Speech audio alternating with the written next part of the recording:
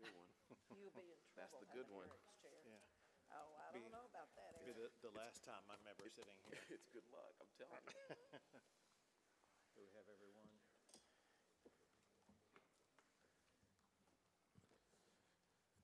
Well, thank you all for gathering with us here today. I want to start out by thanking mayors. Oh, do we have everyone? There we go. Thanking mayors Eric Johnson of Dallas and Betsy Price from Fort Worth. Thank you for the profound leadership that you provide to your communities. Also want to thank Police Chief Reneé Hall, as well as Police Chief Ed Kraus, who joined with us here today. And very importantly, I want to thank all of the men and women who serve in their departments, making sure their communities remain safe and peaceful. Also with us today is General Tracy Norris, the General in charge of the Texas National Guard, and Colonel Steve McCraw, the Director of the Texas Department of Public Safety. And we have with us Aaron Neely Cox, the United States Attorney for the Northern District of Texas. Let's be clear. What happened to George Floyd is a horrific act of police brutality. This should never have happened, and we must ensure that it never happens here in Texas. I join the millions of Americans who seek swift justice in this case. George Floyd's death has touched every corner of our country. People are rightfully angry.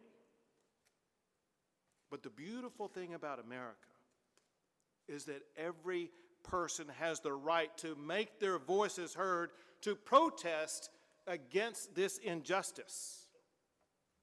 However, violence and vandalism is never the answer, and they have no place in Dallas, Fort Worth, or anywhere in the state of Texas. You know, ironically, those acts of violence and vandalism, they are overshadowing the death of George Floyd, rather than shining a light on the injustice that occurred. They drown out the voices of those who are seeking to protest peacefully. In response, Texas is working with local law enforcement to maintain order and to uphold public safety so that peaceful protesters can make their voices heard. To that end, it is essential that we end the violence, the vandalism, and the looting that we've seen over the past few days during the course of these protests. That is why we have deployed more than 1,000 Department of Public Safety officers, as well as hundreds of Texas National Guard, just to the Dallas-Fort Worth region alone. More are being deployed across the entire state of Texas. We are also working with our partners in the U.S. Attorney's Office, as well as the FBI, to quell any uprisings of violence that may occur. Now, some of the violence that we're seeing is not being done by people who reside in Dallas or even in Texas. Instead, the violence is coming into Texas from across state lines. It's committed by criminals who are hijacking peaceful protests in order to plunder and in order to loot. That is why we are also working with all 4 United States attorneys in Texas to ensure that these criminals are going to be subject to federal prosecution. Our immediate task at hand is to ensure that we restore calm in our communities, but restoring calm in our communities does not end our task. Our work will not end until justice, fairness, and equality become a reality in every part of our great state. And Texas is up to this task. Texas is recognized as a national leader in criminal justice reform. Texas passed the Timothy Cole Act, the Sandra Bland Act, and the James Byrd Jr. Hate Crimes Act.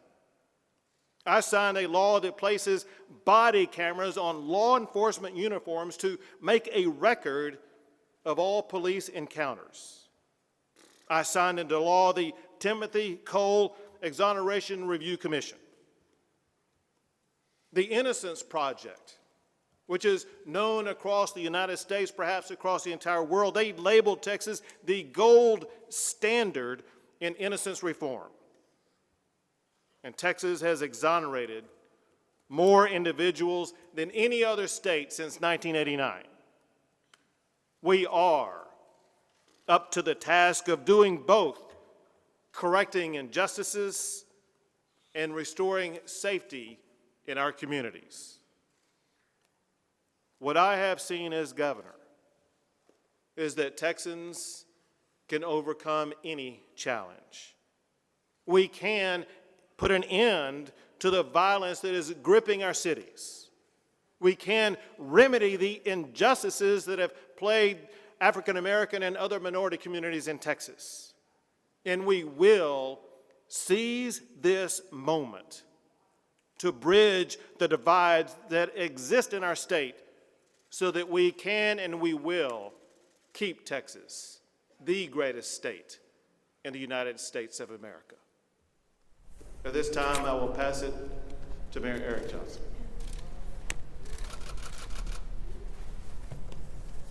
Thank you, Governor Abbott. I want to say that, first of all, I appreciate your words and your support. And I also want to thank Mayor Price and her team for joining us here today. I want to echo the governor's statement about George Floyd. What happened in Minneapolis was brutal, inexcusable, and tragic. And Mr. Floyd's death reopened a painful wound that runs deep in our city, our state, and our country. It's a wound, however, that will not heal on its own. The city of Dallas has and must continue to address our challenges head on. As you all know, I love this city. I grew up right here in West Dallas and Oak Cliff, and it's the only city that I've ever called or ever wanted to call home. I'm proud to be a Dallasite, a Texan, and an American, and I'm honored to serve as the mayor of my hometown. No one goes into public service because they believe everything is perfect and every problem has already been solved.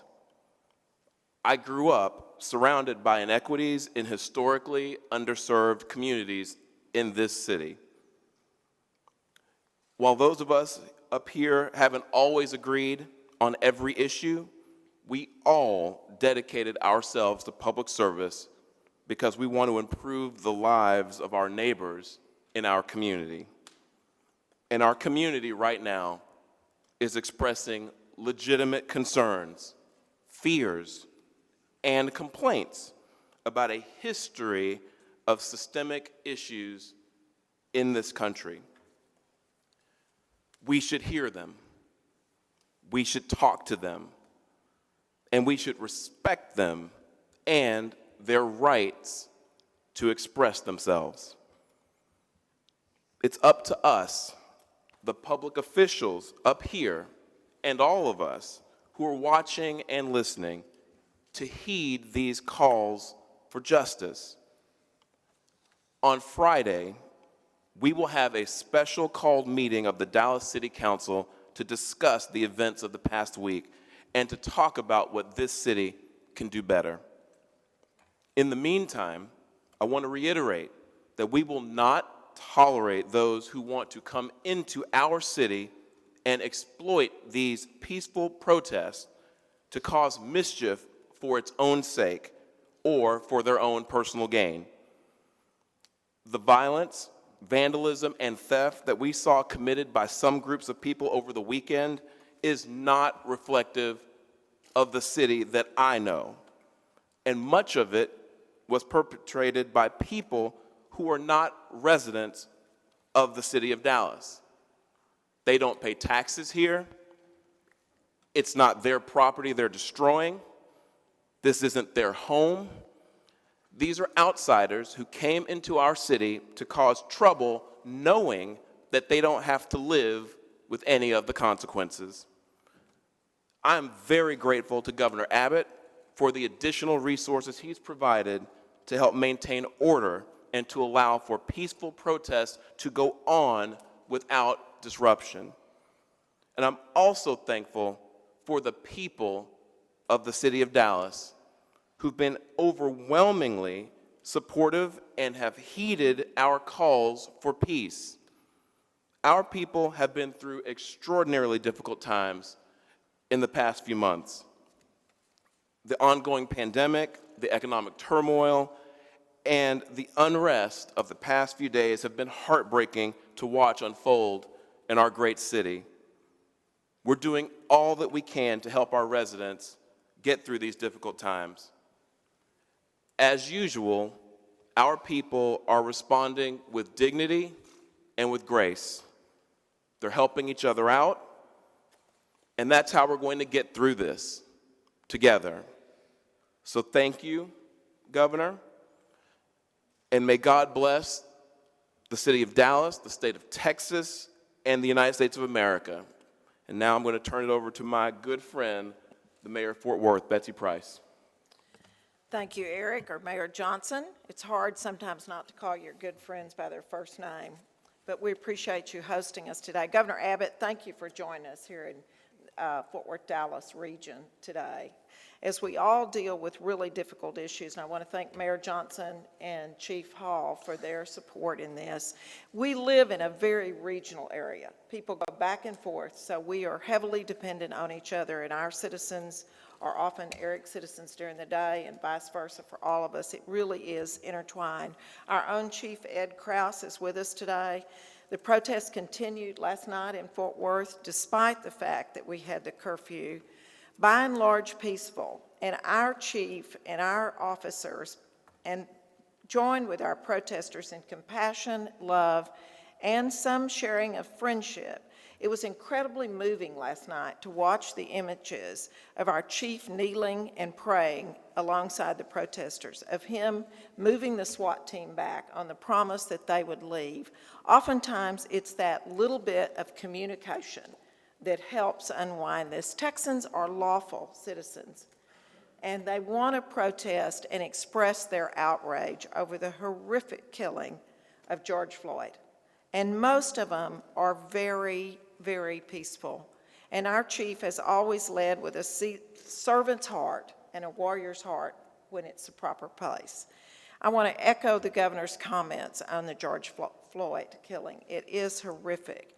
The national outcry and what we're seeing echoed here in Texas is an injustice that our communities, as Eric said, are feeling deeply, as are all of us as leaders. All of this region has had tragic instances. Fort Worth had our own killing of a Tatiana Jefferson just 7 months ago. That was tragic. Our community is still hurting, still reeling. Much hard work has gone into that, but nothing more than listening and compassion, where Texans can hear us and know that someone cares. And I think that helps get the healing further along than nearly anything. The protests and the demonstrations that we've seen in Fort Worth are about people exercising their First Amendment rights. I applaud the young men and women who have courageously and respectfully been involved in those protests. It's not just Fort Worth residents, as you said, Eric. Many of them are outside of our region who are here. Our DPS resources, National Guard that you've made available, while we haven't called them in, they've stood ready, and we know exactly where they are if we do have to. But they're there to help resist that people who want to incite violence. Our communities of color deserve to be heard, and their message deserves to resonate with all of us, a collective compassion. I look forward to continuing this hard work with you, Governor Abbott, and with you, Mayor Johnson, along with all our communities, and I know that as an end result, peaceful demonstrations, the right to express your First Amendment, we all come together, listen, and care. Fort Worth, Dallas region, and indeed the entire state of Texas will be stronger for it. Thank you. Thank you, Mayor, and thank you, Mayor. And we will be happy to take some questions. I want you to know that as you ask questions, you're free to also ask questions of those who did not speak right now. One reason why these folks are here with us is because they bring their own unique information base that they can share information with you, so feel free to ask questions of them also. Governor, you said...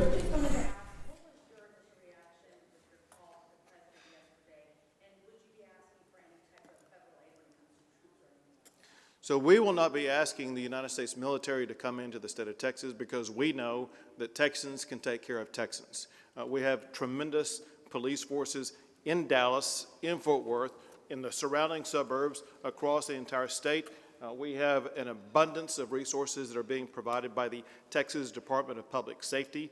They've deployed something around close to 3,000 people across the entire state of Texas already. We have the National Guard that's adding people by the day to make sure that we are going to be capable of making sure Texans will be able to take care of Texans. Governor. Say it again now. Sure. So what happens actually on a weekly basis, sometimes twice a week, is the governors across the United States have a telephone conference with the president. Typically, it has been focusing on the coronavirus. Yesterday, it focused on what was going on across the entire country in response to what happened with regard to George Floyd. Appropriately, we all talked about the horrific killing of George Floyd and the necessity to respond to the tragedy of George Floyd in a positive way to make sure that we can provide some sense of justice, not just for George Floyd, but for every community across the United States of America. But at the same time, we talked about the necessity of restoring calm and order and safety in our communities. You said that justice, fairness, and equality are required to move forward. Give us some examples. What are you prepared to do? What policy changes, legislative changes are you prepared to support to address the protesters' concerns? So during my remarks, I talked about several of the laws that Texas has passed, including during the time that I have been governor. But it's just a sampling, not a complete listing of those laws. Before I came here today, I had the opportunity to visit with legislators, and I talked to them about the beginning of this process. And that is, I talked about the need for us to ensure the safety of our communities now, while we also ensure the ability of those to peacefully protest. But I also let them know that today is not going to be any type of end. For us as legislators, today is going to be the beginning of Today is going to be the beginning of a dialogue that we have among the members in the Texas Capitol to focus on issues like this, understanding that in order for us to get information that is needed to start crafting legislation begins not in January when we meet for session, but begins now as we start that process. Is there an idea you like from any legislator so far? I've seen a lot of different ideas out there. We're open to putting everything on the table and working toward positive solutions that will improve Texas.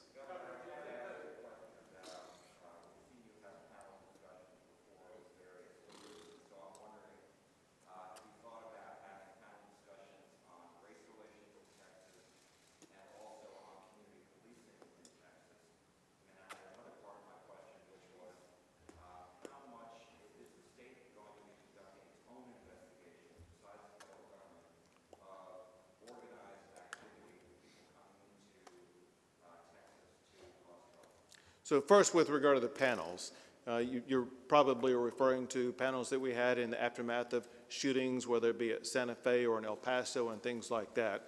And we were able to have those at a time when we didn't have COVID-19. And so because of COVID-19, we have to be cautious about the way that any type of panel would be handled. However, as I laid out this morning, as I spoke with legislators, the time to start working collaboratively together begins now. With regard to your other question about, forget exactly how you worded it, but with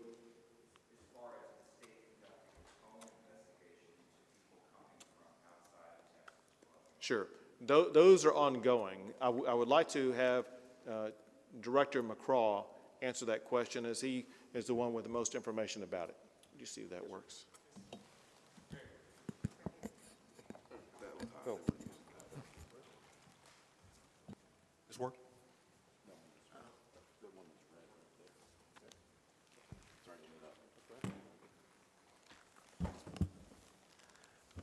Absolutely. Okay. Texas Rangers, special agents with DPS, are working with their counterparts, special agents with the Federal Bureau of Investigation. The construct, and certainly the U.S. Attorney is well aware of, the Joint Terrorism Task Force, to pursue all agitators and individuals that have been involved in inciting riots or looting in the state of Texas. And I can tell you, and it's already been said, the governor said it, the majority of people that are protesting are doing it because they're sickened by the murder of George Floyd, period. Absolutely. And they got a constitutional right to protest and do it peacefully. And we have an obligation as law enforcement officers to protect their right to protest and allow that to occur. However, those that engage in crime, and we're talking about there's violent extremists, okay, there's anarchists, there's Antifa, but there's also criminals, okay, that are using this as an opportunity to exploit, to loot, and hurt others. That's happening. And we've got a long memory.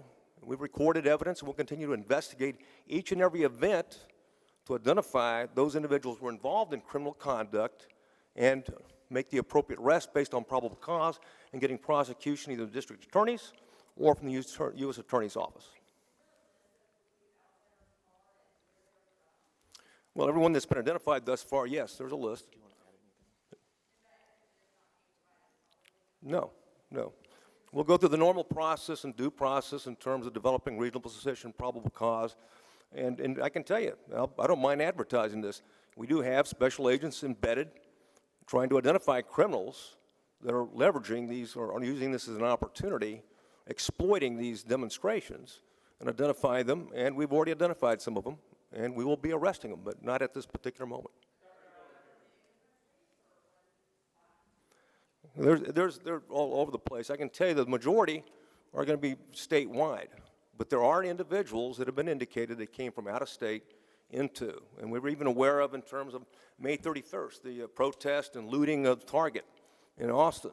Okay, that was done and organized by an Antifa webpage, and of course the surveillance that was provided over the internet to identifying where law enforcement resources were staged was done over Antifa accounts. So there's no question that there is involvement of these violent extremists that are trying to exploit these things. But the majority of people that are protesting are doing it for the lawful reasons, period. They're doing it.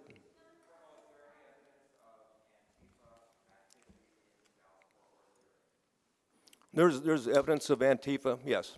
And keep in mind, Antifa is a loosely knit group, right? There's not a hierarchical infrastructure. It's who they self-identify. And so it's the same people that you've seen before in some of these protests, and they're more often involved in these counter-protests, are the same individuals that are involved right now using this as an opportunity. They just can't help themselves. And they're going to exploit this as much as they can.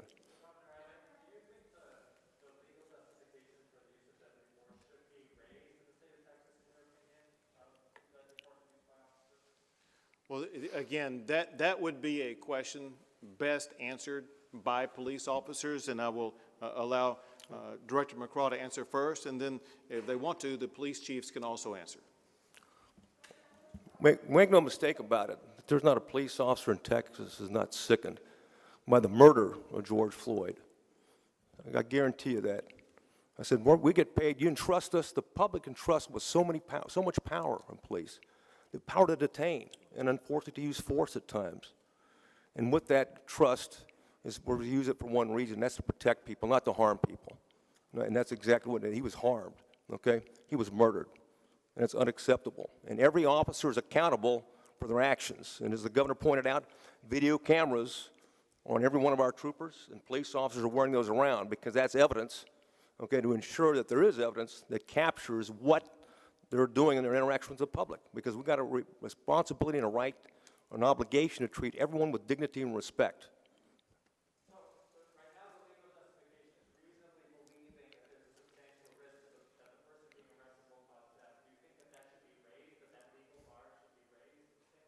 You know, what you talking about? Deadly violence or deadly force? Well, quite frankly, there's that is run by, there's a lot of that is case law by the Supreme Court. We've got an obligation to ensure that we're in complete compliance with it and a strict compliance. But the bottom line is, there's not a police officer. The use of force should be the last resort. Okay.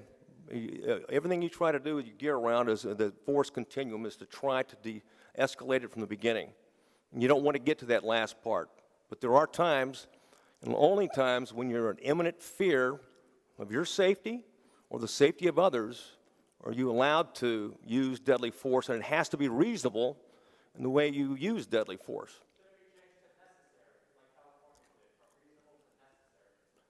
I'll let the legislators and policymakers make that decision. Bottom line is that we should never use force unless we absolutely have to save lives. McCraw, let me ask you, you mentioned Antifa. Can you tell us, are white supremacist groups operating in Texas, to your knowledge? Yeah, they're always operating, and they certainly would leverage advantage of it. We've had reports that they are. We haven't seen that yet. I've yet actually seen reports of Boogaloo and other groups that sometimes have a Nazi affiliation. But hey, they're thugs, okay? They're criminals, okay? They're racists, they're bigots. They'll be involved in some way, shape, or form in some criminal activity trying to exploit this, if nothing else, counter-protesting or pitting someone against another.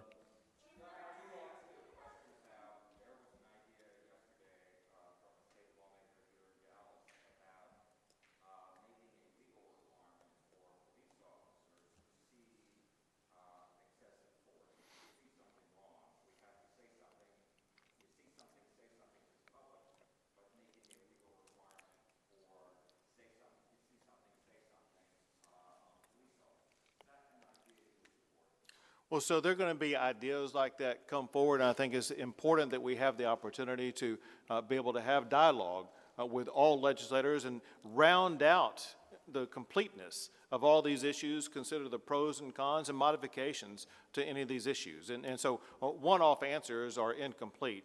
We need to have the complete dialogue of everybody in the House and Senate.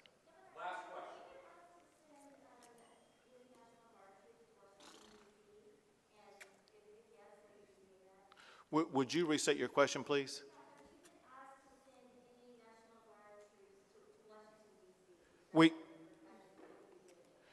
There has been no request for Texas to send National Guard troops to Washington, D.C. I do not expect that request. Texas National Guard are here for Texans, and that's exactly what they will be used for.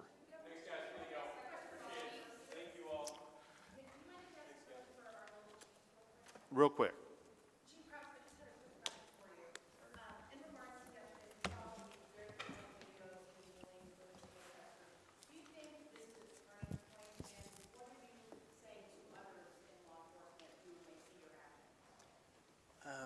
Well, I don't want to concentrate on actions that I took. The action or the discussion needs to remain on the murder of George Floyd and the understandable outrage of the community and the peaceful protests that we are supporting. As the governor said and the mayor said, we can't have that anarchist vandalism and looting and certainly not assaultive behavior. But we're here to support the peaceful protest as much as we can, and that's a concentration of what we're doing, and that's, I think, where the conversation needs to be. I do think, and I've seen other police in other communities kneeling and marching in solidarity and having these tough conversations with members of the protest, and I think that's definitely a step in the right direction. I've said it before, that we have to come together with our communities, and the first step, it's incumbent on us, the police, to take it. We cannot expect the community to come to us if we're not willing to go to them first. Chief, if you ask for additional resources. Chief, we really need you to speak into the microphone. Sorry. So I've been in contact with our divisional representative of the Texas DPS who has offered all the resources that we could need. My goal is to handle this with Fort Worth police officers, officers who are embedded in the community, familiar with the community, and that I am confident will deal with the community in a very good way. I think Chief Hall is answering next. I'm sorry. Go ahead. What was the question? You said, are we expected to honor? Yes. Local curfews. Yes, absolutely. We are putting these curfews in place to keep the peaceful protesters as well as our community, our businesses, keep everyone safe. And we're just asking that they would abide by those curfews. Chief Hall, we saw the bridge last night. Should the curfew area be extended? If we have additional questions from police officers, they'll stick around, but the governor's on schedule, the mayors are on schedule, so we got to do it. So you guys have additional questions for the chief, we're more than happy to stick around and take those questions. Thanks, guys. Thanks, Governor.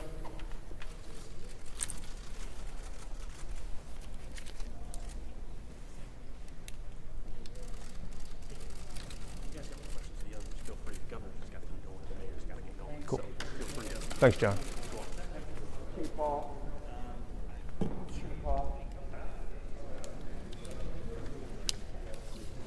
Where'd she go? Chief Hall. She's coming around. All right.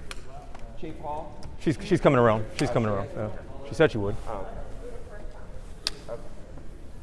Here you go. I gotta get another way. Here you go. Good. Right here.